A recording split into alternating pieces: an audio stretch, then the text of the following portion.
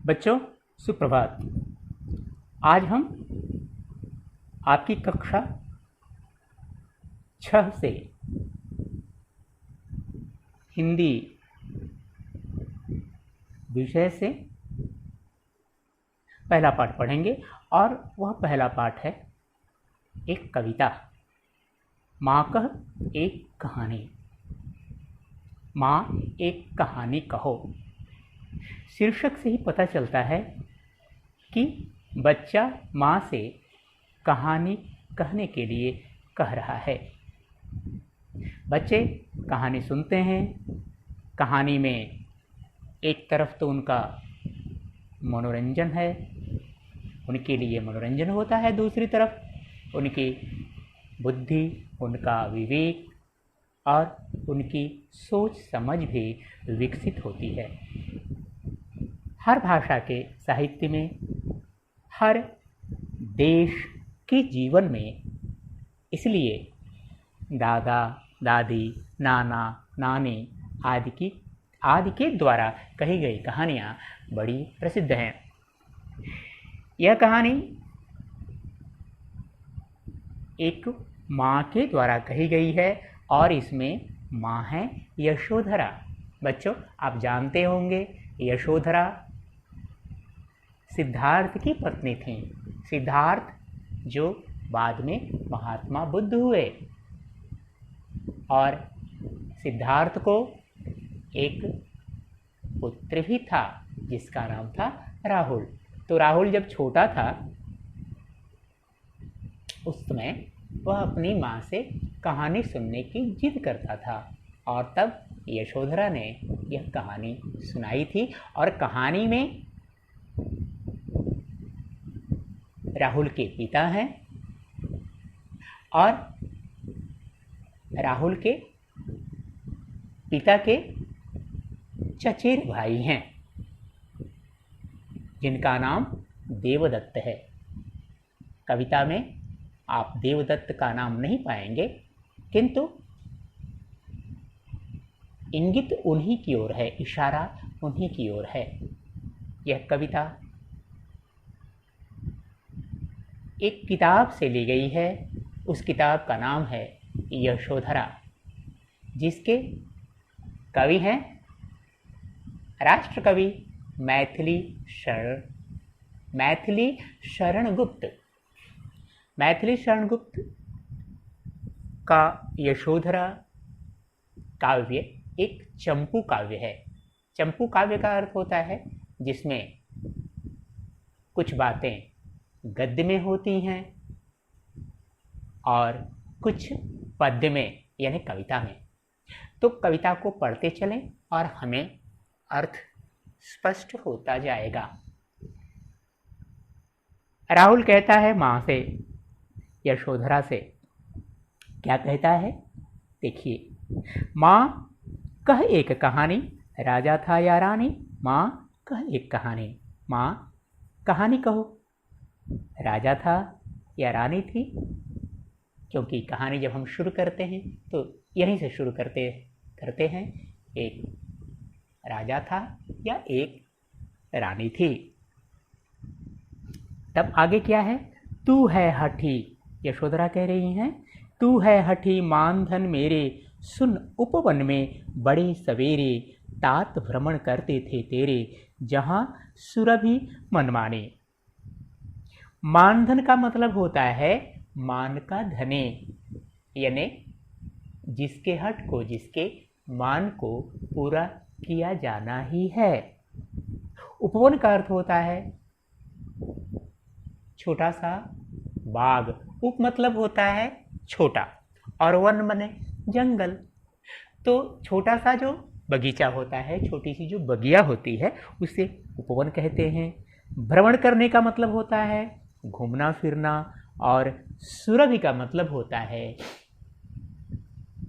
धीरे धीरे, मंद मंद, शीतल शीतल और सुगंधित वायु, यानी मंद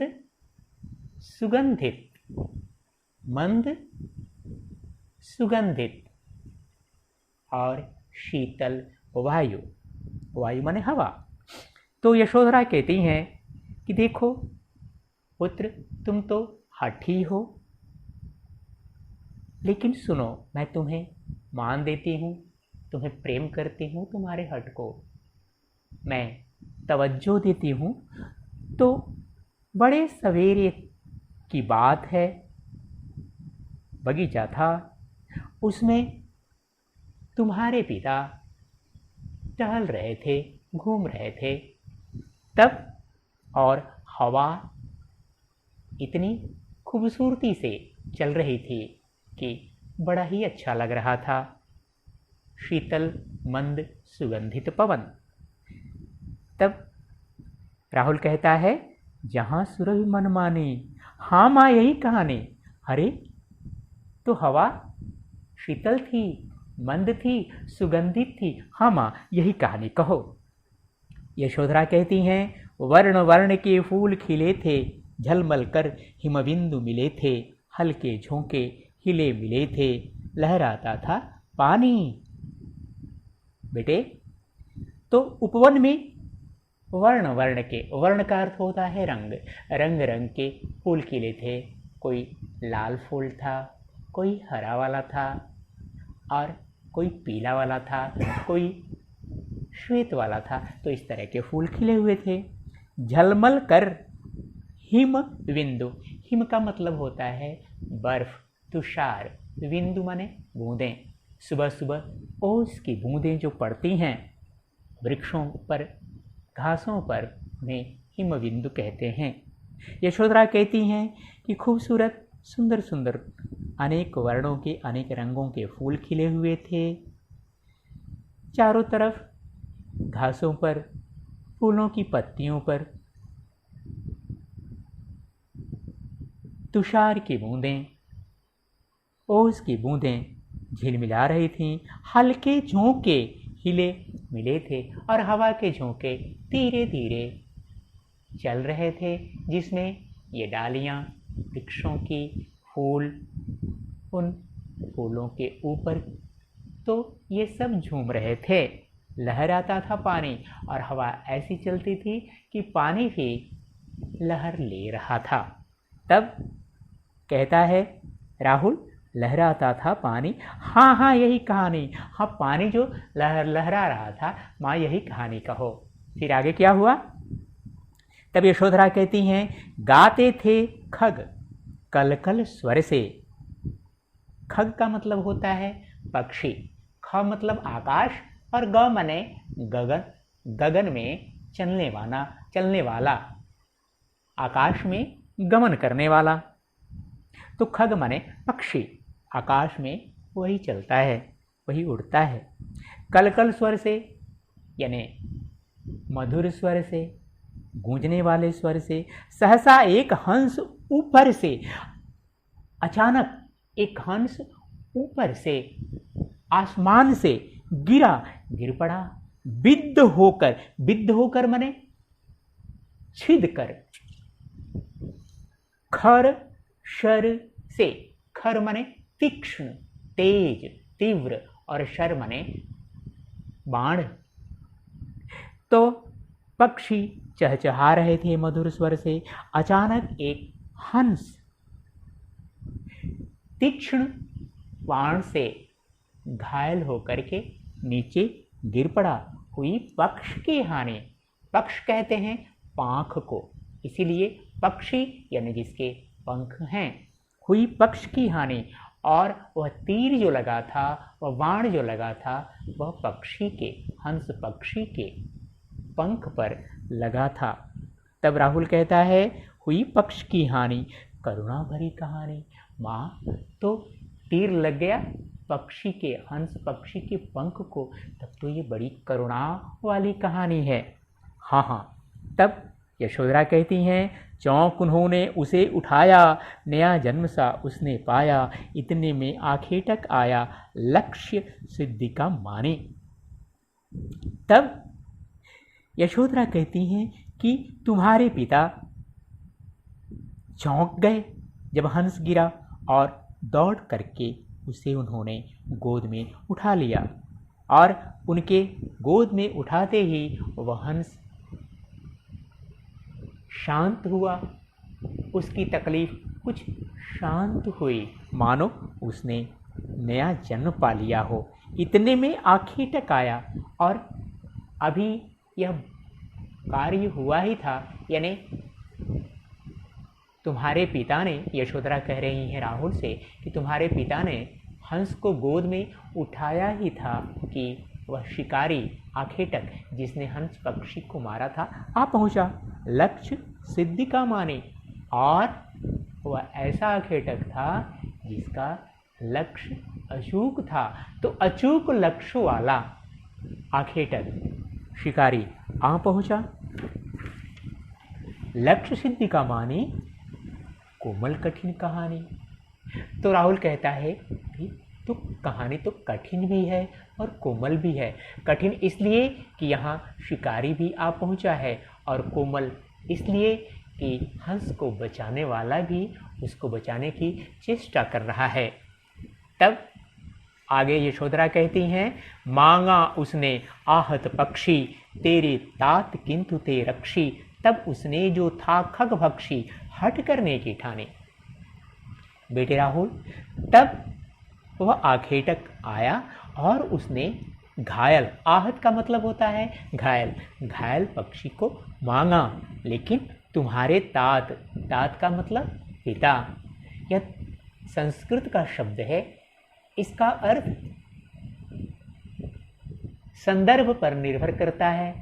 तात पुरुष को कहा जाता है, तो तात प्रेम से हम पुत्र को भी कहते हैं। तात श्रद्धा और आदर के साथ हम पिता को भी कहते हैं, गुरु को भी कहते हैं। तो मांगा उसने आहत पक्षी तेरे तात किंतु थे रक्षी। तो यहाँ तात का मतलब पिता, तेरे पिता तो रक्षी थे, वो तो रक्षा करने वाले थे, जान बचाने वाले थे। तब उसने जो था खग भक्षी, और तब वह पक्षी को मारने वाला आखेटक, भक्षी माने भक्षण करने वाला, खाने पीने वाला, हट करने की ठानी। तो हट पे अड़ गया, नहीं यह पक्षी हमारा है क्योंकि हमने इसे मारा है। तब राहुल ने कहा हट करने की ठानी, अब बढ़ चली कहानी। तब तो माँ कहानी बढ़ चली है। जब आखेटक हट करने लगा, चला जाता तो ठीक है, लेकिन जब हट करने लगा, पक्षी को मांगने लगा, और मेरे पिता पक्षी को दे नहीं रहे थे, देते ही नहीं, तब तो कहानी आगे बढ़ चली। हाँ, यशोदा कहती हैं, हुआ विवाद सदय निर्दय में, उभय आग्रही थे स्विषय में, गई बात तब न्यायालय में, सुनी सभी ने जानी। हाँ बेटे, तो पहले तो विवाद हुआ वहीं पे, सदय यानी जिसमें दया की भावना हो, स मने साथ, दय मने दया, तो दया की भावना वाले तुम्हारे पिता, और निर्दय वह आखेटक जो देवदत्त था। तो दोनों में विवाद हुआ, तुम्हारे पिता में जो रक्षक थे और देवदत्त जो भक्षक था। उभय आग्रही थे, दोनों ही आग्रही थे, दोनों का अपने अपने विचारों पर दृढ़ जोर था। यानी जो बचाने वाला था वह उसके पक्ष भी तगड़े थे, और जो मारने वाला था उसके पक्ष भी तगड़े थे। उभय आग्रही थे स्विषय में, तब निर्णय नहीं हो सका, और फिर बात तब गई कहाँ, न्यायालय में, सुनी सभी ने जानी। और जब बात न्यायालय में गई तो सबके कानों में यह बात आ गई कि बात क्या है। तब राहुल कहता है, सुनी सभी ने जानी, व्यापक हुई कहानी। तब माँ, तब तो कहानी व्यापक हो गई। व्यापक का मतलब होता है चारों ओर फैलने वाला या वाले। तब माँ आगे कहती है, बेटा राहुल, राहुल तू निर्णय कर इसका, न्याय पक्ष लेता है किसका, कह दे निर्भय जय हो जिसका, सुन लूं तेरी बानी। तब यशोधरा कहती हैं, बेटे तो अब तू ही निर्णय कर, न्यायालय में जो निर्णय हुआ वो तो हुआ, लेकिन मैं तुमसे पूछती हूँ कि तू बताओ क्या करोगे इसमें? न्याय किसका पक्ष लेता है, यानी किसका पक्ष लेना चाहिए न्याय को? कह दे निर्भय, तुम बिना किसी भय के यह बता दो कि पक्षी तुम्हारे पिता का हुआ या फिर उस निर्दयी का जिसने उसे तीर से मारा था। जय हो जिसका, इसमें विजय किसकी होगी, किस पक्ष की विजय होगी, कौन पक्ष हारेगा, ये तो ठीक से बता दे। माँ तेरी क्या वाणी, मैं सुन रहा कहानी। माँ तू भी क्या कहती है, मैं तो कहानी सुन रहा हूँ, मैंने कहानी सुनी है माँ। देखो मुझे तो लगता है, क्या लगता है, कोई निरपराध को मारे तो क्या अन्य उसे न उबारे।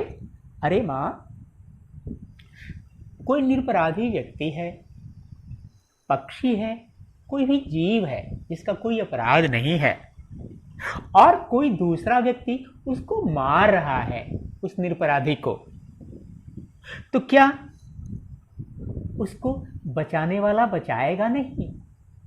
कहीं मारामारी हो रही है, किसी कमजोर व्यक्ति को कोई बलवान व्यक्ति मार रहा है और वहाँ लोग खड़े खड़े तमाशा देख रहे हैं, यह तो उचित नहीं है।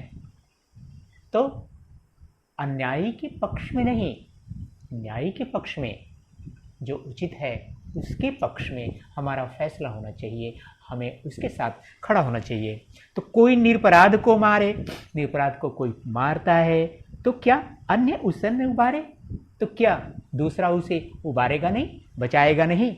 रक्षक पर भक्षक को वारे नहीं, यहाँ रक्षक श्रेष्ठ है, भक्षक नहीं। भक्षक को तिलांजलि दे दो, भक्षक को हटाओ। अगर हमें वर्ण करना होगा, अगर हमें जयमाल डालनी होगी तो रक्षक की गर्दन में डालेंगे। क्यों? न्याय दया का दानी, क्योंकि न्याय में दया का होना अति आवश्यक है।